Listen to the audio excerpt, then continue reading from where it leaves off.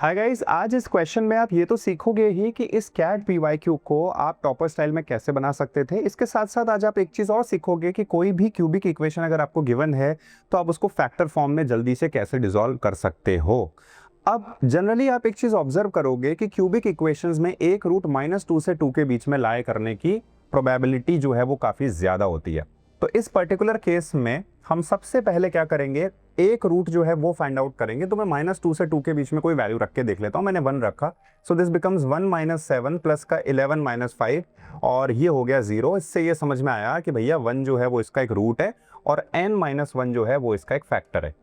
अब ये जो एक्सप्रेशन है ये क्यूबिक है और ये लीनियर है, तो मतलब एक क्वाड्रेटिक एक्सप्रेशन और बनाना है। उसको बनाने के लिए आपको क्या करना है, बहुत आसान, n³ डिवाइड बाय n कर दीजिए। अब यहाँ 2n³ होता, 2n³ डिवाइड बाय n कर देते, -2n³ होता, -2n³ डिवाइड बाय n कर देते। तो अभी हम करते हैं तो ये आता है n² और कांस्टेंट पार्ट जो है विच इज -5 डिवाइड बाय -1। अब यहाँ पे अगर मान लीजिए प्लस का 6 होता तो +6 अपॉन -1, यहाँ मान लीजिए n+1 होता तो +6 अपॉन +1 करते। अभी इस केस में -5 अपॉन -1 किया तो यह आ गया प्लस का 5।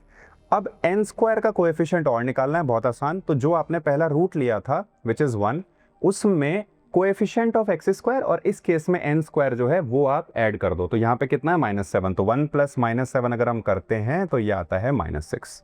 इसको हम यहाँ पुट कर देंगे और अब हम इसको भी डिसॉल्व कर लेंगे। तो प्रोडक्ट करने पर +5, सम करने पर -6, यानी -5 -1। तो इसको पूरा अगर हम ब्रेक करके लिखते हैं तो ये बनता है n-1 और n-5 which is nothing but n-1² into n-5। इस तरीके से आप क्यूबिक इक्वेशन को ब्रेक कर सकते हो। अब क्वेश्चन कह रहा है least value m is the smallest positive integer such that for any integer n greater than equals to m the quantity is positive. इसको पॉजिटिव बनाना है आपको। तो देखो ये तो पॉजिटिव बनने से कोई रोक ही नहीं रहा इसको। तो n की वैल्यू जब 1 होगी तो ये 0 हो जाएगा, अदरवाइज ये हमेशा पॉजिटिव है। पॉजिटिव अगर इस पूरे एक्सप्रेशन को बनाना है तो वो इस पर डिपेंड कर रहा है और इंटीजर वैल्यू लेनी है, पॉजिटिव इंटीजर वैल्यू। तो n की वैल्यू 5 से बड़ी होनी चाहिए, यानी लीस्ट वैल्यू जो आ रही है वो है 6।